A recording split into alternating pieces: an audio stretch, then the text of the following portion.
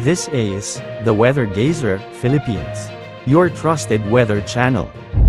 Magandang oras po sa ating lahat. Narito na ang pinakahuling update sa magiging lagay ng ating panahon ngayon at sa magiging lagay ng panahon sa susunod na 24 oras. Sa kasalukuyan ay tatlong weather systems ang nakakaapekto sa ating bansa. Una rito ang Intertropical Convergence Zone, pangalawa naman ang hanging habagat o southwest monsoon at ang localized thunderstorms. Dahil sa pag-iral muli ng Intertropical Convergence Zone, ito yung salubungan ng malamig at mainit na hangin, ay magiging maulap ang mga kalangitan na may mga kalat-kalat na pagulan at thunderstorms sa may Davao Region at Surigao del Sur. Ang mga lugar na ito ay pinapayuhang muling alerto sa banta ng mga pagbaha at pagguho ng lupa, lalo na kung may mga katamtaman hanggang sa kung minsan ay malalakas na pag-ulan. Samantala, dahil naman sa umiiral na habagat ay makikita natin sa ating satellite animations na may mga kaulapan na nagdadala ng mga kalat-kalat na pagulan at thunderstorms sa Metro Manila, Calabarzon, sa may Sorsogon, Pangasinan, Zambales, pati na rin sa Bataan, Occidental Mindoro at Palawan. Ang mga lugar na ito ay pinapayuhan ding maging alerto sa banta ng mga flash floods at landslides,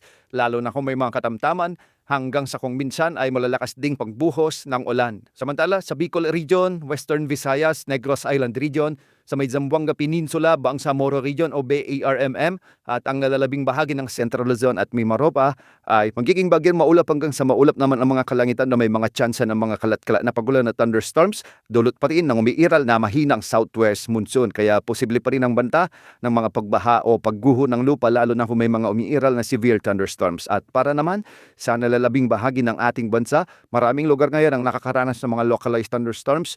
Kaya pinag-iingat din natin ang ating mga kababayan dito sa banta ng mga pagbaha o pagguho ng lupa, lalo na kung may mga severe thunderstorms.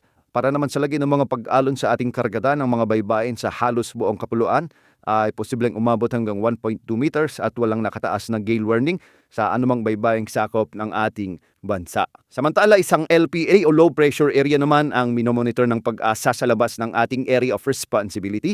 Malayo ito sa kalupaan ng bansa, ngunit mataas ang tsansa nitong mag-develop bilang bagyo sa susunod na 24 oras. Ayon sa latest wind outlook nito, posible itong kikilos ng pahilaga o tutumbukin nito ang Japan area at wala namang magiging direktang epekto sa anumang bahagi ng ating bansa. Posible lamang nitong hilain ng bahagya ang hangin habagat na magpapaulan naman sa kanlurang bahagi ng ating kapuluan. Samantala, posibleng lumakas ang pagbugso ng habagat sa mga susunod na linggo.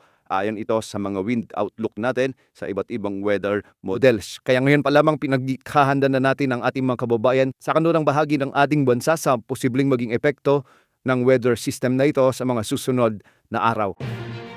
This is the Weather Gazer Philippines, your trusted weather channel.